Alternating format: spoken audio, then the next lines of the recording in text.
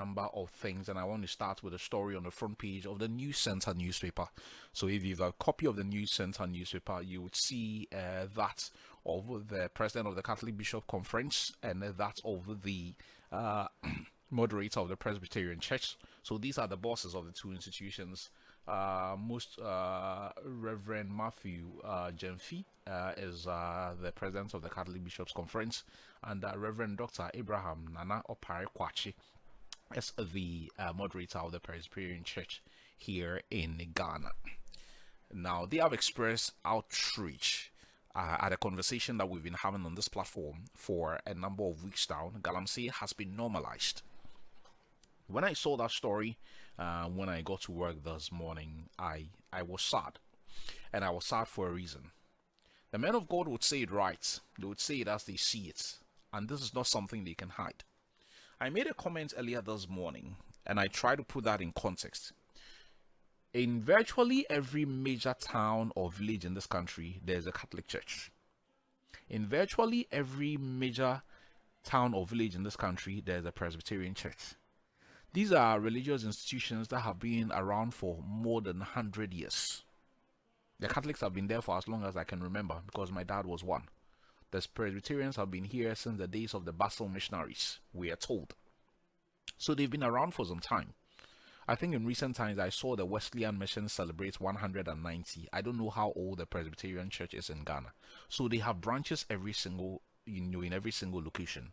They have local leaders, they have circuit leaders, they have regional leaders, and they have a national leader.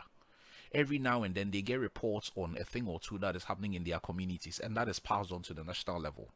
So when you hear the moderator of the Presbyterian Church speak, when you hear the leader of the Catholic Bishops Conference speak, they are not sitting in Accra and talking. They either have reports or they have experienced it themselves. To make it more worrying, if you've read the details of the story, they go ahead to say that this appears to have now created a job as far as dealing with the unemployment challenge is concerned. Now, this is the conundrum of this whole matter. For that young man who wakes up today, probably has a fair level of education, is looking out for opportunities to make the next big step, and is not finding a job, and is looking at something that we would want to do away with as an opportunity to earn a living.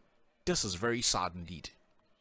How many times have we not spoken about the challenges of galamsey here and the issues that it is causing as we speak?